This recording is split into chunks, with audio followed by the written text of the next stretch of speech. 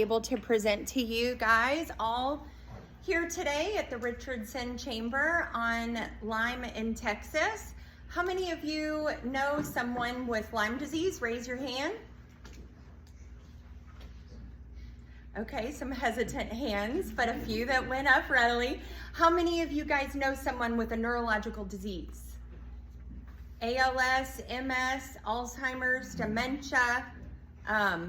Okay, so that's the majority of the room, right?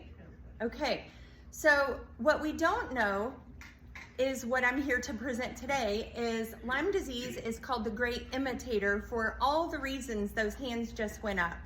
Everyone that has a neurological illness or has been bit by a tick needs to be tested for tick-borne illness. We want to be able to get to the root cause of why people suffer, and that's what I do as a Lyme disease coach. I'm not here to speak today on treatments. I'm not a doctor. I'm just a mom who successfully treated under the care of some amazing experts, 5 of us into remission. Lyme definitely is in Texas, and that's what I'm going to present on today. So it's going to be a very quick presentation, but I have a lot of information here for you guys to reach out to me, and some information here that my friend Vanessa kindly passed out for me today. And this table over here is a lot of scientific information, always encouraging physicians and anyone within the medical community to get their CMEs in tick-borne illness. Why? This is why. So Lyme disease is the fastest growing vector-borne illness in the United States. There's almost 500,000 people every single year getting diagnosed with tick-borne illness and Lyme disease. The majority of them are children. I got it between the ages of 8 and 10 years old. My mom was pulling off ticks from my head, but not putting bug spray on me to go play in the creek out back or the woods where we own property in Missouri and Illinois. So really important to prevent illness, and I'm gonna kind of move pretty quick because I get 15 minutes and this is really a full hour presentation. So I put together a few slides today that's just going to kind of touch briefly, and then we can talk afterward, and you were welcome to reach out to me after today. So as you can see here, Lyme disease cases are increasing while federal funding is only, as of 2022, $106 per patient, where malaria that only has 2,000 diagnosed patients per year gets $108,000 per patient. It's a little backwards. We have almost 500,000 patients newly diagnosed, and I'm going to talk a little bit about that as well. So Lyme cases are going up. Federal funding is sorely down. However, I am the Texas state lead for the Center for Lyme Action, and we have achieved $405 million of new federal funding for Lyme disease. So I would love an applause for that, because there's so many people that is going to prevent illness. So if you guys know someone with a neurological illness, please get in touch with me and join forces with the Center for Lyme Action so that we can continue to raise federal funds that are going to do a lot of things with funding CDC, NIH, and a lot of the places that continue to promote good, honest research. So here we have no good working diagnostic and therapy. The current diagnostics don't work. The traditional ELISA Western blot 2-tiered test fails up to 67% of the time. That was studied and proven in 2016, funded by the Bay Area Lyme Foundation. All right, so current treatments are insufficient for chronic patients. That is deemed by the Infectious Diseases Society of America post 6 weeks. If you have symptoms after 6 weeks of infection, so sorry, I don't know what's wrong with you, and they pedal you home to suffer alone. That's, again, why I'm here. I'm just a mom, I don't play doctor, but I ask all of the patients, I call them clients, but all of my clients that I work with, I recommend at least 3 doctors. These neurological patients need to have significant medical care And a lot of times it's a full medical team is how I say it, because I had 5 doctors and we're all in remission. So there's a lot of great help out there, but it's hard to find. And Lyme disease, unfortunately, is very easy to catch. So the chronic patients don't have current treatments that are sufficiently working, and they do work for about 85% of acute patients. And again, IDSA says that's anyone tick bite with symptoms between 0 and 6 weeks of infection. All right, so this is a great website. And as you see here, I pulled up Texas Lyme data. This is called Tick Check. And what we show here is the total cases of confirmed Lyme disease cases in Texas in all of 20 years is 1,795 cases in 20 years. That doesn't sound like a lot, right? So why? Well, they're using the test that doesn't work. We just talked about that, okay? Lyme disease is supposed to be a reportable disease. If you ask me or anybody else that has a confirmed case of Lyme disease, I've never been contacted by anybody asking me the questions they're supposed to be asking. Where did you get it? How did you get treatment? How were you diagnosed? And by the way, I am CDC confirmed, but I'm also confirmed by specialty lab that I have some information up here from my testing was IGeneX. Some of the information up here that I have are from additional labs that are specialty labs, okay? So again, kids are most infected, and the CDC states right on their website that it's likely 10 times higher than the cases that are confirmed. So let's talk a little bit about that. This is what your state looks like with vector-borne illness.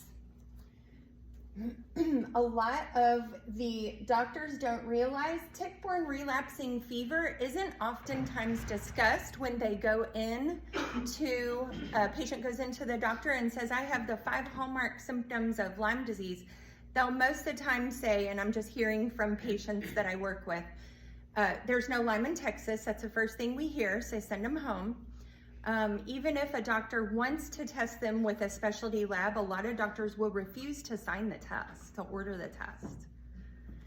The traditional testing, like I said, is the ELISA Western blot.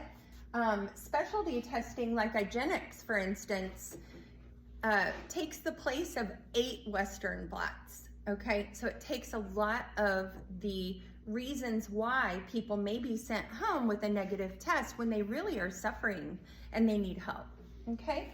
So we need to include differential diagnosis, must include all prominent infections in Texas.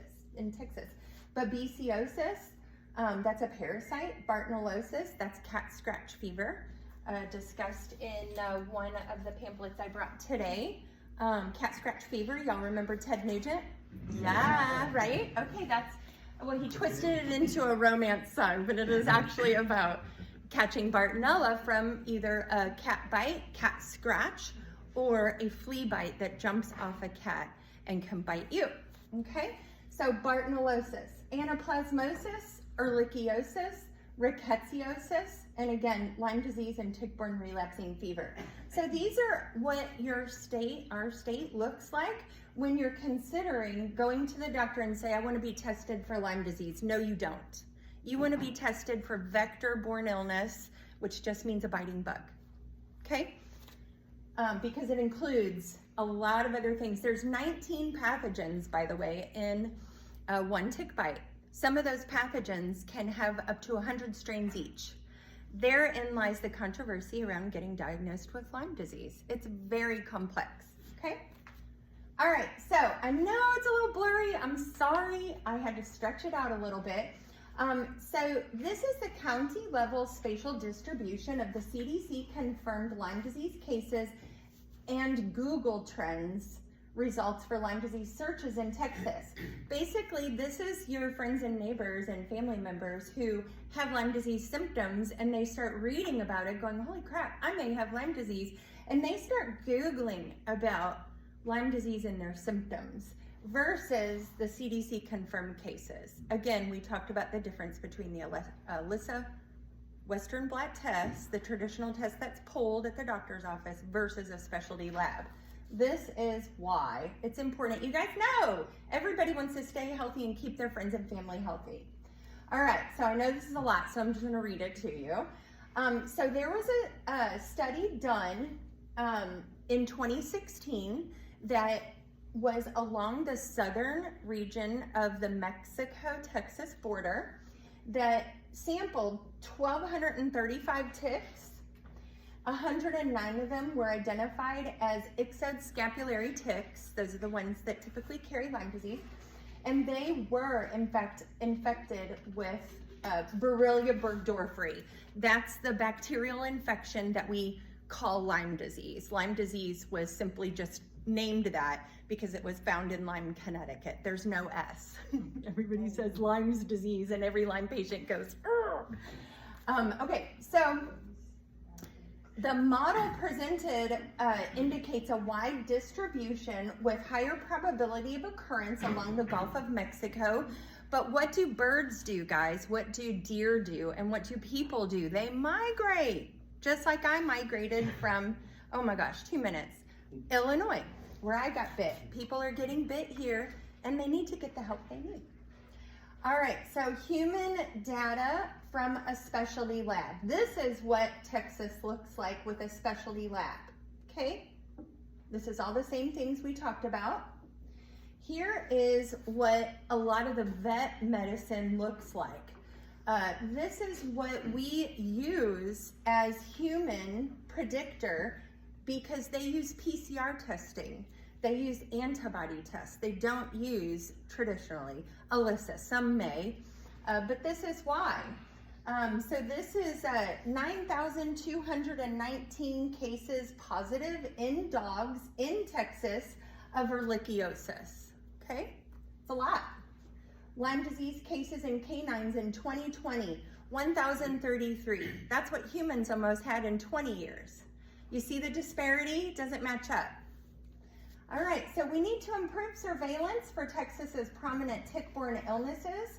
We need to improve the mapping, prevention, and awareness that educates our medical professionals. So when your friends, family, or y'all go into the doctor's office and you have the 5 hallmark symptoms, flu-like symptoms that wax and wane, they don't go away, they come back, high fevers that are unexplained, migrating joint pain, headaches, chronic sinus infections, chronic conjunctivitis infections, things that come and go and don't ever resolve, otherwise known as autoimmune disease, right?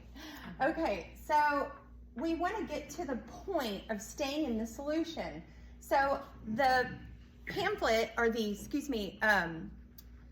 paper that Vanessa handed out for me today is right in front of you guys, and that's what I wanted to end with today, is to contact your legislator. Ask for better surveillance, mapping, and awareness everywhere ticks are. Where's that?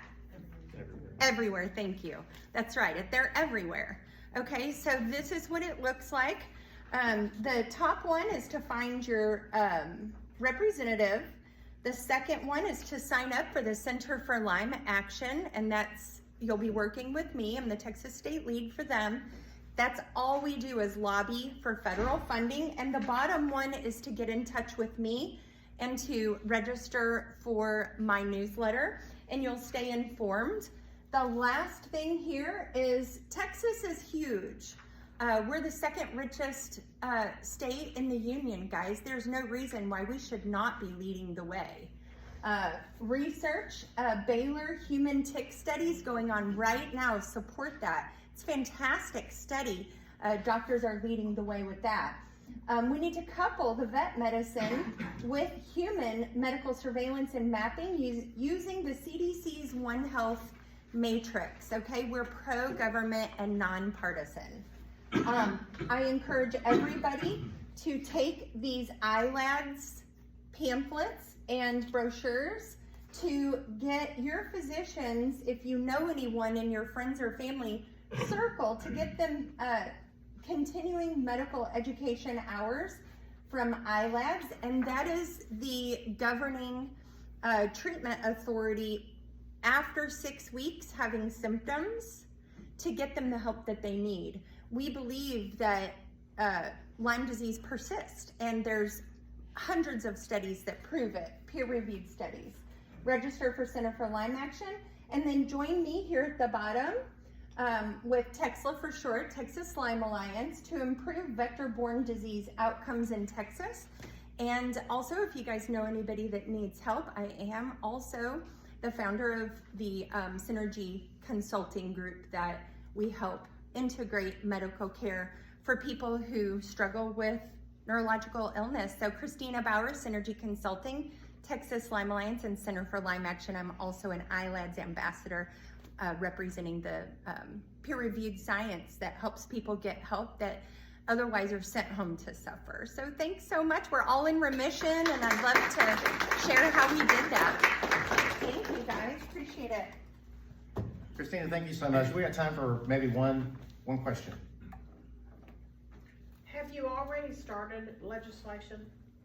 So Senator Harris from Arlington actually passed legislation, and he ended up passing away from Lyme disease.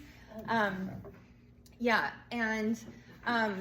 legislation passed, it was funded, but you don't hear anything about it, and I follow up with the people who ended up getting that money. They bought equipment to test the ticks, and that is still going on. But as you guys see, we need to connect some dots here.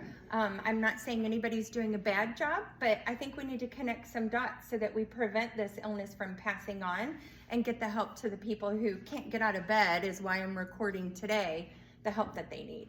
Okay, Excellent. Thank you, Ginger. Thank you. Appreciate it. Thank you, everybody.